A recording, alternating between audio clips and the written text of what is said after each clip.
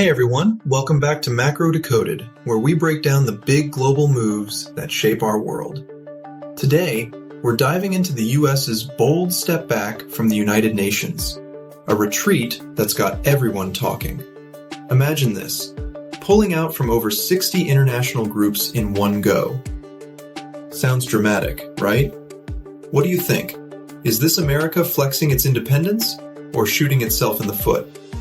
Stick around as we unpack it all in this quick 5-minute explainer. We've got the what, the why, the impacts, and even some historical context to make it all click.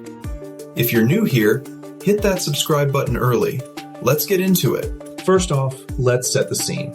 On January 7th, 2026, President Trump's team dropped a memo that's like a mic drop on multilateralism. America first, it basically screams. They're exiting 31 UN entities and 35 other international outfits, from climate panels to gender equality offices. Think UN Women, the Peacebuilding Commission, even the big climate framework. Poof, gone for the US. Have you followed Trump's past pullouts, like from the WHO or Paris Agreement? This is that on steroids. It's not new, though. The U.S. has dipped in and out since the League of Nations days. Back in 1919, Congress rejected joining the League, which many historians say weakened it and helped pave the way for World War II. Fast forward to today, and it's about reclaiming sovereignty in a world where the U.S. feels overburdened by global rules. Now, why do this? Well, the administration lays it out pretty clearly. These organizations are seen as wasteful black holes sucking up taxpayer cash. We're talking billions over time, they claim, though the actual annual savings from these specific cuts might be around $130 million. Not exactly budget busting, huh? They argue these groups push agendas on DEI, climate orthodoxy, and migration that tie America's hands and don't align with U.S. priorities. For instance, things like gender-focused initiatives or environmental treaties are viewed as globalist traps that constrain American freedom. Proponents cheer it on. Finally, focus on home turf with bilateral deals instead. But critics? They call it ideological warfare, ditching tools that have advanced U.S. values globally for decades. Picture this. Without U.S. input, who shapes the rules on everything from trade to human rights? China, stepping in with its Belt and Road influence across Asia, Africa, and beyond. Shifting to the impacts. Short term? Not much chaos expected. Many of these entities get peanuts from the U.S. in funding, often under $1 million each, and they've already faced slashes in the FY 2026 budget. The UN keeps chugging along, and the Secretary General has made it clear that legal obligations for assessed dues still apply. But zoom out to the long term, that's where it gets tricky.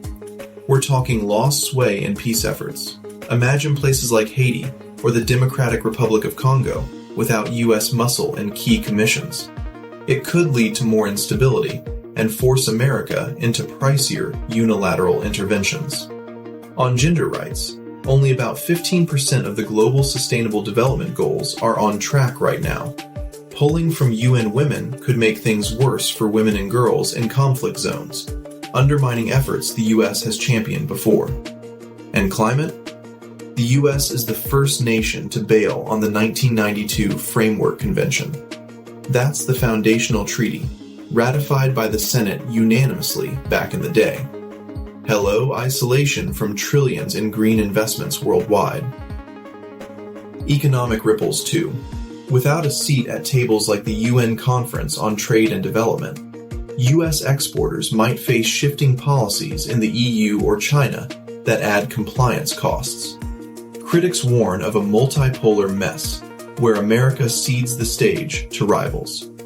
But hey, some conservatives argue it's overdue house cleaning, freeing up resources without much downside. To wrap this up, this withdrawal really tests the balance between go-it-alone power and being a team player on the world stage. In our super-connected world, does ditching these forms make the U.S. stronger and more sovereign? Or does it leave America sidelined as others fill the gaps? History might judge it harshly if it leads to more global divides, but only time will tell. We've seen bipartisan support for multilateralism in the past. Even Republican admins have led on environmental treaties. So who knows if Congress pushes back? Thanks for watching this breakdown on Macro Decoded. If you enjoyed it, smash that like button, share it with a friend, and drop your thoughts below. What global topic should we decode next? Maybe more on Trump's Arctic moves or critical minerals? And don't forget, subscribe to Macro Decoded for more insights into the macro moves that matter. Hit that bell for notifications. See you in the next one.